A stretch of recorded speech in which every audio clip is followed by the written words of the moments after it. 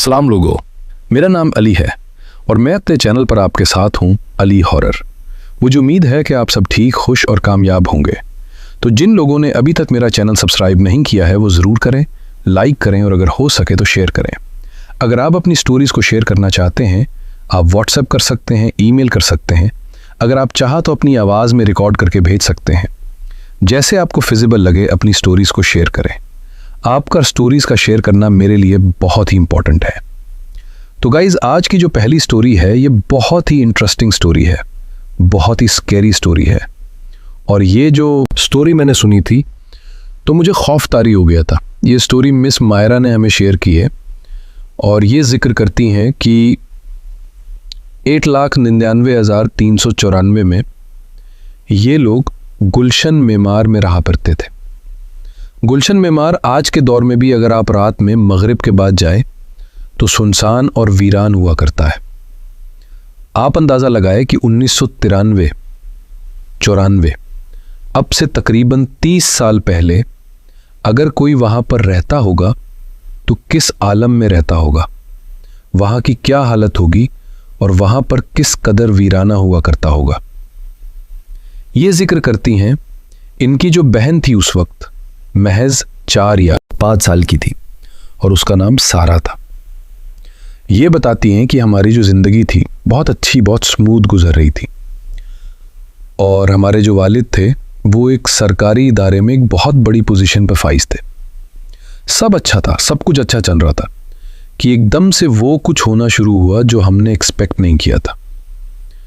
ये बताती हैं कि एक दफ़ा रात के 2 या 3 बजे मेरी आँख खुली और जो मेरी आँख खुली वो किसी शोर से खुली और ये जो शोर था ये बेसिकली किसी के हंसने का या मुस्कुराने का शोर था।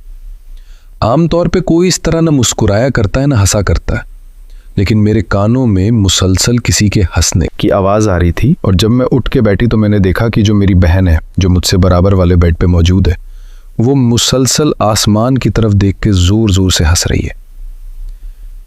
ये हमारा इन वाक़यात से पहला इंटरेक्शन था। जब मैंने अपनी बहन जो कि 5 साल की थी उसको इस हालत में देखा तो मेरी समझ नहीं आई कि आखिर इसे हुआ क्या है। ये ऊपर छत की तरफ या आसमान की तरफ क्यों देख रही है, और अगर देख भी रही है तो ऐसी हंसने वाली बात क्या है। ये बताती है कि जब मैंने उसको गौर से देखा तो उसकी जो आंखें थी ऐसा लग रहा था कि पीली हो चुकी हैं, जैसे आम तौर पर किसी मरीज की या किसी बीमार आदमी की हुआ करती हैं। खैर, एकदम से उसको हंसता देख मैं डर चुकी थी और जब मैं उठ के बैठी तो मैं अपनी सेंसेस में नहीं थी। मेरी समझ नहीं आ रहा था कि मैं क्या करूं, क्या बोलूं। तकरीबन 5 से 7 मिनट तक मैं उसको देखती रही और वो इसी तरह पागलों की तरह हंसी रही।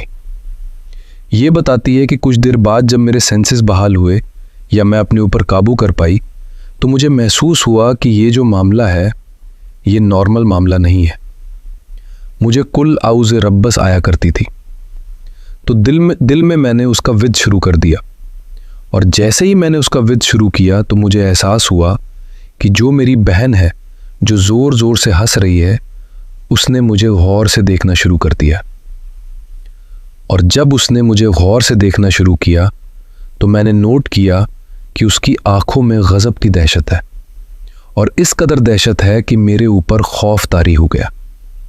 आंखों ही आंखों के इशारों में जैसे वो कहना चाह रही हो कि जो कुछ पढ़ रही हो उसको बंद करो, लेकिन मैं किसी भी तरह रुकने को तैयार नहीं थी।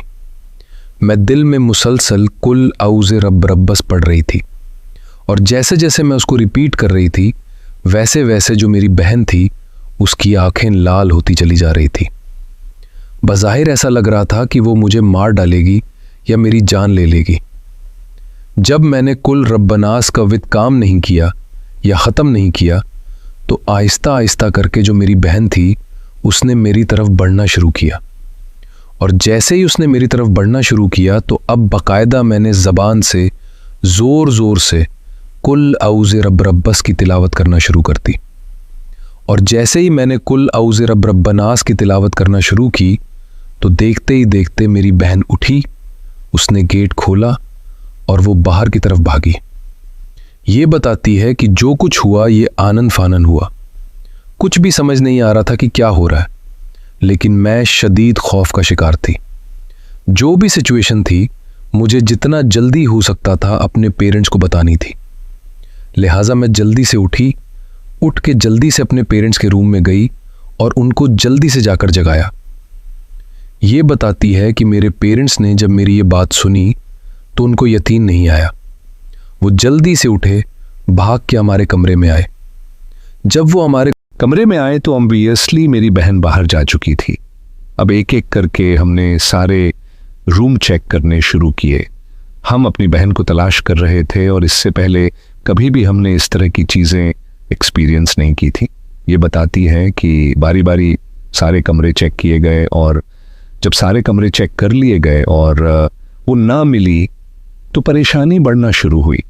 अब जो मेरी मदर थी उन्होंने मुसलसल रोना शुरू कर दिया था और जो मेरे पापा थे उनके चेहरे पर भी फिक्र आया, संगीत थी। बहुत अजीब सूरत हाल थी। हमारी समझ से बाहर था कि एकदम हमारी इस छोटी बहन को क्या हो चुका है, ये किस तरह का बिहेव कर रही है और ये कहाँ जाकर छुप गई है। कुछ देर गौर करने के बाद मेरी मामा ने मशवरा दिया कि क्यों ना छत पर जाकर उसको चेक किया जाए। और ऐसे ही हुआ कि उसके बाद हम लोग छत की तरफ बढ़ने लगे। ये बताती हैं कि जैसे जैसे हम स्टेयर्स से ऊपर की तरफ जा रहे थे वैसे वैसे किसी के हंसने की आवाज़ आना शुरू हो गई थी। और जैसे जैसे हम ऊपर बढ़ रहे थे वैसे वैसे वो जो आवाज़ थी वो बढ़ती चली जा रही थी। जब मैंने गौर किया तो मुझे महसूस हुआ ये जो हंसने की आवाज़ है ये बिल्कुल वैसे ही आवाज़ है जैसे कि मेरी बहन कुछ देर पहले हंस रही थी। मैंने अपने पेरेंट्स को कहा कि यकीनन ये छत पर मौजूद है, क्योंकि जब वो रूम में मौजूद थी तो वह इसी तरह हंस रही थी, संगीत, और ये उसी की आवाज़ है। ये बताती हैं जैसे तैसे करके हम लोग छत की तरफ बढ़े और जैसे ही हमने छत पर कदम रखा तो हमने एक अजीब मंजर देखा। हमने देखा कि हमारी जो पानी की टंकी है उस टंकी के नीचे जो जगह मौजूद है, संगीत, उस जगह के नीचे हमारी बहन छुपी हुई है और हमें देख के मुसलसल हंस रही है और उसकी जो आंखें हैं वैसे ही स्पार्क कर रही हैं। जैसे जैसे हम आगे बढ़े वैसे वैसे मंजर क्लियर होता चला गया और बिल आखिर हमने देखा कि जो हमारी संगीत बहन है जो कि महज 5 साल की है वो अजीब तरीके से हंस रही है और उसके मुंह पे बहुत सारा खून लगा हुआ है और बज़ाहिर ऐसा लग रहा है कि जैसे उसने खून पिया हो या कोई ऐसी चीज़ खाई हो जिसमें खून लगा हुआ हो। हमने चारों तरफ गौर करना शुरू किया और जब हमने देखा तो एक अजीब मंजर हमारे सामने था और वह जो मंजर था इतना अजीब था कि एक बिल्ली थी जो मरी हुई संगीत पड़ी हुई थी और उसकी जो गर्दन थी वो अलग हुई थी और वो मेरी बहन के बहुत करीब पड़ी हुई थी और ये इस चीज़ की निशानानदेही थी कि मेरी बहन ने यकीनन इस संगीत बिल्ली की गर्दन को अलग कर दिया है, उसका खून पिया है। ये बताती हैं कि ये मंजर देखने के बाद मेरी जो मदर थी वो तकरीबन नीम बेहोश हो चुकी थी। उनको किसी तरह जैसे तैसे करके मेरे फादर ने संभाला, उनको सहारा दिया। जो भी कुरानी आयत वगैरह मेरे पेरेंट्स को आया करती थी उन सब ने वो पढ़ना शुरू कर दी और जैसे जैसे मेरे पेरेंट्स तिलावत कर रहे थे वैसे वैसे जो मेरी बहन थी, जो मेरी सारा थी, उसने और ज़ोर ज़ोर से हंसना शुरू कर दिया था। ये इतना खौफनाक मंजर हमारे सामने था, हमने कभी एक्सपेक्ट नहीं किया था कि हमारा खून, हमारी बहन, हमारी ज़िंदगी का सब कुछ इस हाल में और इतनी संगीत रात में हमें छत पर इस तरह मिलेगी। ये बताती है कि ये तो वाक़यात की इब्तिदा थी। मेरे फादर जो भी कुरानी आयत पढ़ रहे थे, मुझे याद नहीं है कि वो कौन सी सूरत की तिलावत कर रहे थे, लेकिन जैसे वो तिलावत कर रहे थे आहिस्ता आहिस्ता करके ऐसा लग रहा था कि जो मेरी बहन है, मेरी सारा है, उसके ऊपर से वो जो मखलूक संगीत है या वो जो साया है या जो कुछ मौजूद है वो उतरता चला जा रहा है। संगीत, मेरी बहन आहिस्ता आहिस्ता करके सेंसेस में आती चली जा रही है और बिल्लिखिर मुसलसल 10 मिनट की तिलावत के बाद वो नीचे गिरी और बेहोश हो गई। जब वो गिर के बेहोश हुई तो जो मेरे फादर थे उन्होंने उसको संगीत अपनी गोद में उठाया उनकी आंखों से भी आंसू जारी थे। जैसे तैसे करके उसको बेड पर ले आए, उसका मुंह साफ किया, उसके कपड़े चेंज कराए, क्योंकि उसके मुंह पर, उसके कपड़ों पर, उसके दांतों पे खून लगा हुआ था। और वो जो खून लगा हुआ था वो किसी और का खून नहीं था, वो उसी बिल्ली का खून था जो ऊपर मरी हुई पड़ी हुई थी। जैसे जैसे टाइम गुजरता चला जा रहा था वैसे वैसे इस तरह के वाक़यात और मामलात बढ़ते चले जा रहे थे। ये बताती है कि एक दफ़ा ऐसा हुआ कि रात के तकरीबन 1:30 या 2 बजे का टाइम था। लाइट गई हुई थी, शदीद बारिश हो रही थी। वैसे ही मेरी बहन उठी।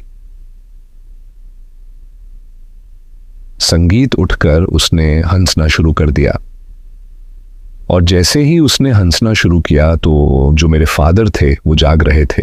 उन्होंने तिलावत शुरू कर दी, और जैसे जैसे वह तिलावत कर रहे थे वैसे वैसे मेरी जो बहन थी उसकी हालत गैर होती चली आ रही थी।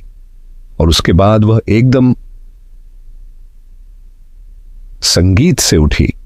उसने गेट खोला और वो बाहर की तरफ भागी। अब जैसे ही वह बाहर की तरफ भागी तो मेरे जो फादर थे वह उसके पीछे भागे। इत्तेफाक से हमारे मामू भी उस रात आए हुए थे, वह भी उनके पीछे भागे। ये बताते हैं कि भागते भागते जो मेरी बहन थी, सामने एक पार्क मौजूद था, संगीत उसके अंदर एंटर हो गई। ये महज 5 साल की बच्ची थी। उसका इस तरह भागना, इस तरह की हरकतें करना, या इस तरह रात में उठना और इस तरह हंसना किसी डरावने ख्वाब से कम नहीं था।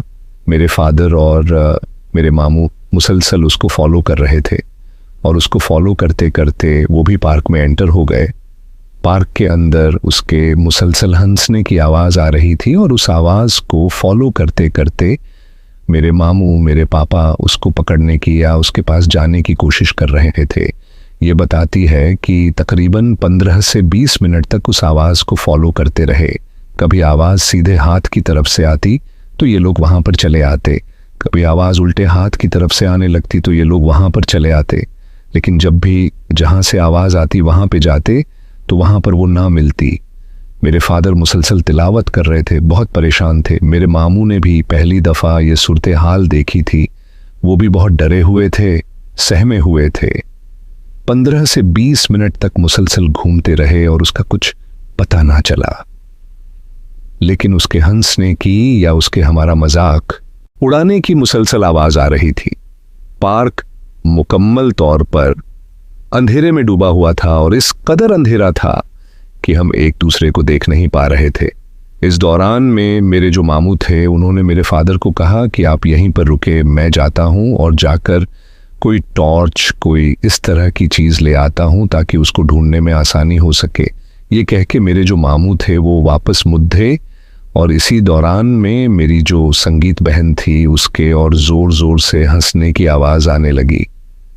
अब जब मेरे फादर ने इस आवाज़ को फॉलो किया तो ये जो आवाज़ आ रही थी ये संगीत पेड़ के ऊपर से आ रही थी, और ये जो पेड़ था इसकी जो हाइट थी तकरीबन 8 से 9 फीट की थी। एक छोटी सी बच्ची जो कि 5 साल की है वो बिल आखिर पेड़ के ऊपर कैसे जा सकती है? अगर चली भी गई है तो ऊपर बैठ कैसे सकती है? ये सारे सवालात थे जो मेरे फादर के जहन में मौजूद थे। इसी दौरान में जो मेरे फादर थे उन्होंने ऊपर की तरफ देखा, और जब उन्होंने ऊपर की तरफ देखा तो उन्होंने देखा कि जो मेरी बहन है सारा, वो पेड़ से उल्टी लटकी हुई है और उसके जो बाल हैं वो नीचे की तरफ आए हुए हैं। वो मुसलसल मेरे फादर को देख के मुस्कुरा रही है, जैसे कि वो उन पर तंज कर रही हो। और जैसे ही मेरे फादर ने उसको देखा, यानी आई टू आई कांटेक्ट हुआ, तो उसने दोबारा से हंसना शुरू कर दिया। ये मंजर देख के मेरे जो फादर थे वो बहुत ज़्यादा डर चुके थे। वो नहीं चाहते थे कि ये पेड़ से नीचे गिरे या इसकी जान को कोई खतरा हो। खैर, इसी दौरान में मेरे जो मामू थे वो अंदर से टॉर्च ले आ गए, संगीत। और जब वो टॉर्च ले आए तो मेरे फादर ने कहा कि तुम पेड़ पे जाकर चढ़ो और उसको ऊपर से नीचे गिराओ, मैं उसको पकड़ने की कोशिश करता हूँ। और ऐसे ही हुआ कि जैसे जैसे मेरे मामू पेड़ पे चढ़ने लगे वैसे वैसे जो मेरी बहन थी संगीत, उसकी ग्रिप कमज़ोर होने लगी और फाइनली वो नीचे गिरी। और जब वो संगीत नीचे गिरी तो मेरे जो फादर थे उन्होंने उसको कैच कर लिया, और जैसे ही मेरे फादर ने उसको कैच किया तो उसको ज़ोर से पकड़ के ज़ोर से तिलावत शुरू कर दी। और जैसे जैसे मेरे फादर मुसलसल तिलावत कर रहे थे वैसे वैसे संगीत, मेरी जो बहन थी उसकी हालत बेहतर होती चली आ रही थी। ऐसा लग रहा था वो सेंसेस में आना शुरू हो गई है और उसकी जो हालत है वो बेहतर होने लगी है। खैर, मुसलसल तिलावत करने की वजह से जो मेरी बहन थी वो मुकम्मल तौर पर नॉर्मल हो चुकी थी। मेरे फादर उसको ले घर में आ गए और घर में आने के बाद उसको बहुत ज़्यादा प्यार करने लगे। आज मैंने पहली दफ़ा अपने फादर की आंखों में आंसू देखे थे और पहली दफ़ा मैंने उनको इतना परेशान देखा था। ये बताती हैं जैसे तैसे करके रात गुजारी। अब मेरे फादर डिसाइड कर चुके थे कि इसकी जो सिचुएशन है दिन ब दिन ख़राब होती चली जा रही है। अब वो टाइम आ चुका है कि किसी को इन्वॉल्व किया जाए या किसी भी रूहानी शख्सियत को इसको दिखाया जाए। नहीं भाग सकती। ये सारे उसके पीछे भाग रहे थे, लेकिन वह बहुत तेज़ी से भाग रही थी और उनसे बहुत आगे निकल चुकी थी। मेरे जो फादर थे मुसलसल तिलावत कर रहे थे और अल्लाह का शुक्र है कि उसकी तिलावत ने असर किया कि आहिस्ता आहिस्ता करके जो मेरी बहन थी उसकी संगीत स्पीड कम हुई और बिल आखिर वो रुक गई। और जब वह रुकी तो ऐसा लग रहा था जैसे वह सेंसेस में आ चुकी है। मेरे फादर जब उसके करीब पहुंचे, उसको पकड़ा, तो जैसे ही मेरे फादर ने उनको पकड़ा तो जो मेरी बहन संगीत थी एकदम से वही मखलूक उसके ऊपर हावी हो गई और मेरी बहन ने, सारा ने दोबारा से हंसना शुरू कर दिया। और जैसे ही उसने हंसना शुरू किया मेरे फादर ने तिलावत करना शुरू कर दी। और जो मेरे फादर ने दोबारा तिलावत करना शुरू की तो जो मेरी बहन थी उसने एक लम्हे के अंदर जो मेरे फादर थे उनकी उंगली को मुंह में ले लिया, और जैसे ही उनकी उंगली को मुंह में लिया तो उसने चबाना शुरू कर दिया और इस कदर जोर से चबा रही थी। ऐसा लग रहा था जैसे कोई बड़े बड़े दांत हैं जो मेरे फादर की उंगली को कुचलना चाहते हैं या खाना चाहते हैं। मेरे फादर पूरी कोशिश कर रहे थे कि किसी भी तरह उसके मुंह से अपनी उंगली निकाल सके, लेकिन जो मेरी बहन थी जो कि महज 5 साल की थी, उसके मुंह से इनका उंगली निकालना बड़ा मुश्किल हो चुका था। बेसिकली उसके अंदर जो मखलूक मौजूद थी वह चाहती थी कि मेरे फादर तकलीफ़ में रहे ताकि वह तिलावत ना कर सकें, लेकिन जो मेरे फादर थे वो मुसलसल तिलावत करते रहे। और जब वो मुसलसल तिलावत करते रहे तो इस दौरान में मेरी बहन बिल्कुल नॉर्मल हो गई और ऐसा लगने लगा कि उसके ऊपर जो पोजीशन थी वो ख़त्म हो चुकी है। खैर, जल्दी से मेरे फादर ने उसको गोद में उठाया, गाड़ी में ले आए, गाड़ी को लॉक किया, गाड़ी स्टार्ट करने की दोबारा से कोशिश की, और जब गाड़ी स्टार्ट हो गई तो मंजिल की तरफ रवादमा हो गए। अब गाड़ी में जितने भी अफराद मौजूद थे सारे के सारे तिलावत कर रहे थे संगीत, और सबकी कोशिश ये थी कि खैरियत से मंजिल तक पहुंच जाए। ये बताती हैं कि बिल आखिर काफ़ी जिद्दोजहद संगीत के बाद वो जो पीर साहब थे उनके आस्थाने पे या उनकी औताक पे मेरे फादर पहुंच गए। और जैसे ही मेरे फादर वहाँ पर पहुँचे तो एकदम से जो मेरी बहन थी जो कि महज 5 साल की थी उसकी आवाज़ बदल गई। उसने बाकायदा एक मर्द की आवाज़ में रोना शुरू कर दिया और वह इस कदर बुरी तरह रो रही थी। बज़ाहिर ऐसा लग रहा था कि कोई 50-60 साल का बुढ़ा आदमी है जो रो रहा है। खैर, जैसे जैसे उन पीर साहब के पास मेरी बहन जाने लगी वैसे वैसे वो ज़िद करने लगी। वो चाह रही थी कि उनके पास ना जाए, लेकिन जैसे तैसे करके वो जो पीर साहब थे उनके सामने उसको पहुंचा दिया गया। और जैसे ही उन पीर साहब के पास वो पहुंची तो उसने अजीब सी ज़बान में बात करना शुरू कर दी। जो ज़बान वह बोल रही थी वो जो पीर साहब थे वो पूरी ज़बान समझ रहे थे और वह भी उससे उसी ज़बान में बात कर रहे थे जो ज़बान मेरी बहन बोल रही थी। ये बताती है कि तकरीबन 15 से 20 मिनट तक उन्होंने मेरी बहन से कन्वर्सेशन की और उसके बाद पीर साहब ने एक डंडा उठाया और वह उठा के मेरी बहन की पीठ पर मारा। और जैसे ही मेरी बहन की पीठ पर उन्होंने डंडा मारा वैसे ही ऐसा लगा कि मेरी बहन के अंदर से कोई चीज़ धुआं बन के निकली है और हवा में गायब हो गई है।